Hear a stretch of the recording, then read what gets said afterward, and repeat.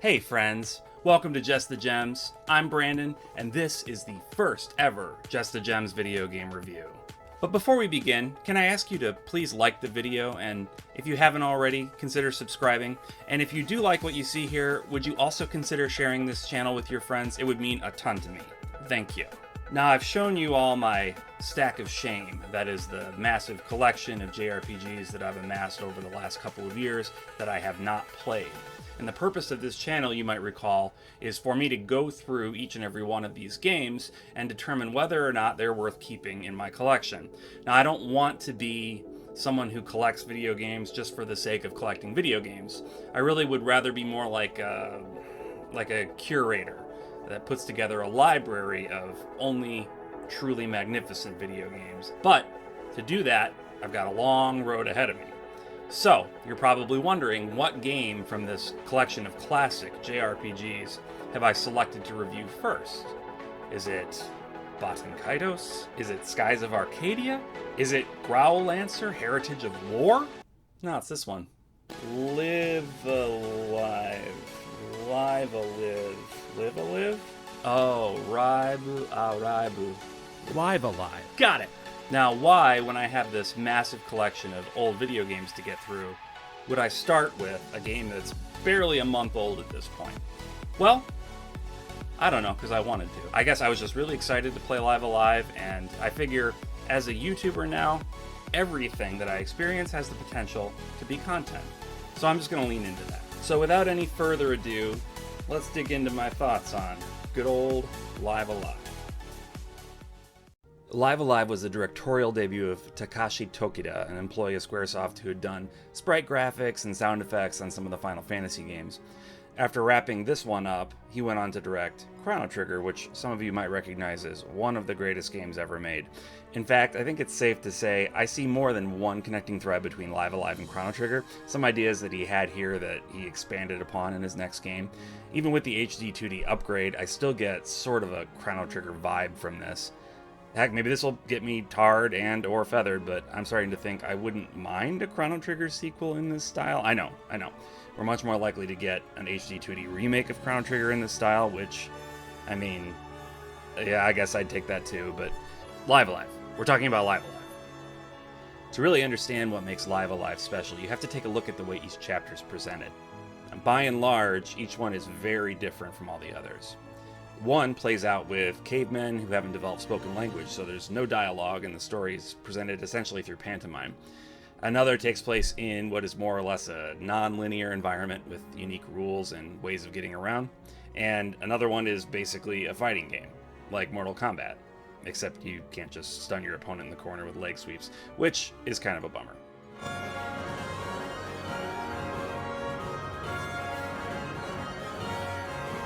And as you might expect, given that even the chapter names seem to suggest that each takes place far apart from all the others in time, the individual chapters don't really have anything to do with each other.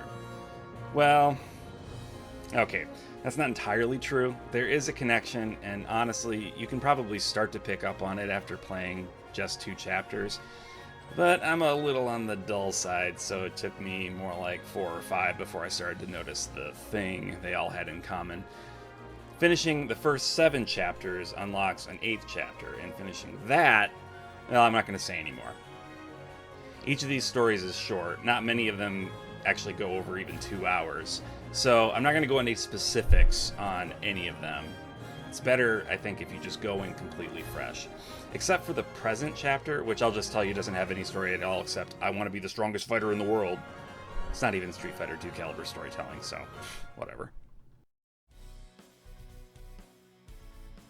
As with the other HD 2D games that Square Enix has been putting out, the graphical style is really eye-catching. Now, whether you like that or not depends on if you like things that are rad or if you hate the world. JK. I actually do understand some of the pushback on the style, like the risk that too many games will end up looking samey in a soft-focused, pixely sort of way. But it's still early days. I don't think anyone needs to panic about Square Enix doing this to the exclusion of anything else in the future. Besides, they'll have destroyed themselves with NFTs long before then. Beyond just the graphical presentation, though, the game has some really cool aesthetics.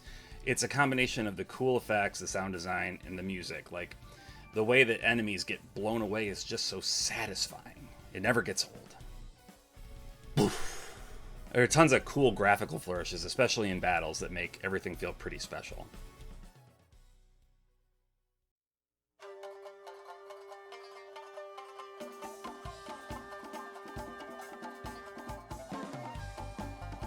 Speaking of battles, this is one of the most interesting battle systems I've seen in a JRPG. Correct me down in the comments if I'm wrong, but I don't think Square Enix has really gone back to this style. And honestly, it's a shame. The other shame is that for most of the game, this super cool battle system isn't really utilized to its fullest extent. Your characters level up fast, and I get it, each chapter is short, so making it super grindy would be the worst.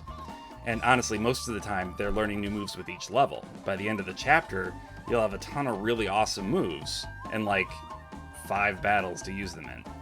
There's a ton of these special moves, ranging from just like your normal punches and kicks and sword swipes, all the way to the more esoteric, like fireballs and ice storms. You can kill guys with your farts. It's wild. In general, it's not the length of the chapters that's an issue, it's the fact that this battle system is way too cool to be confined to limitations like that. With you swapping characters and settings every couple of hours, there's no real customization opportunity or meaningful character growth. I'd really love to see this battle system used in something new, maybe expanded to allow for that sort of growth and depth.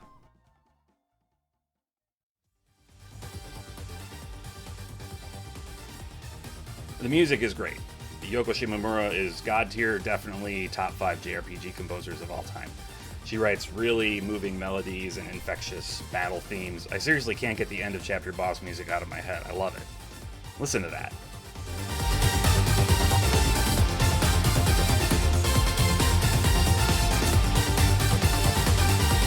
If you have a butt, this song wants you to move it. I will keep my butt stationary because I want this channel to grow and for you all to have a good time watching. But it's a good song. The voice acting is... I'm gonna say it's pretty clear that this is the Square Enix B team. I am that which you yearn to become, the greatest warrior. You're nothing but a cold-blooded murderer. It's not bad.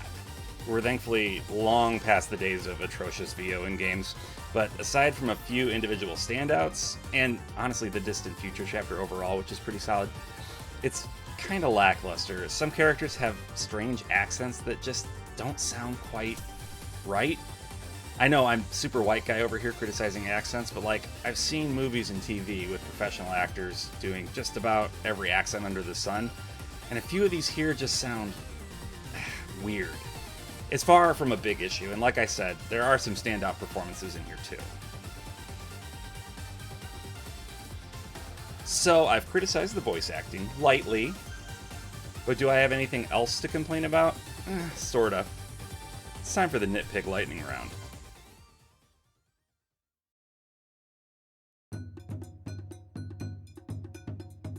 The loading screen hints spoiled a couple of minor plot points for me, like they were shown before an event flag was triggered.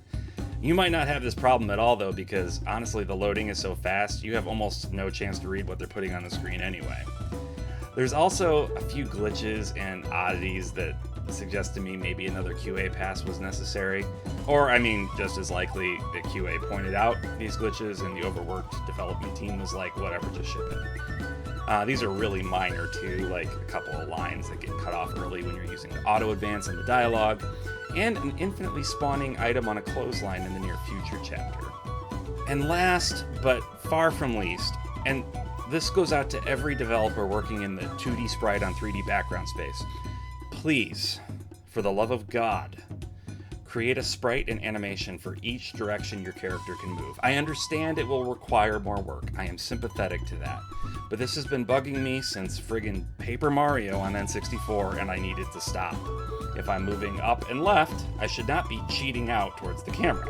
Neither should I be fully facing away from the camera. I should be 3/4 turned.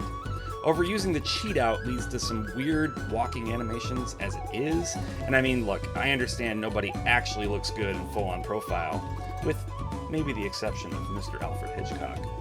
So you can keep the cheat out pose for left and right, but please let me see the back left and back right of your character's stupid heads. So taking into account everything that I just covered, would I say that Live Alive, the HD 2D remake on the Nintendo Switch, is a gem? Yes, I would. It manages to feel both fresh and new, while at the same time giving me the warm and fuzzy nostalgia feelings that people my age just love to feel. So Live Alive has definitely earned its place in my collection. Next time, we might delve into something a little bit older. We'll have to see.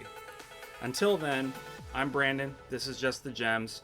If you wouldn't mind, again, please like the video if you haven't, and please consider subscribing, and we will see you next time.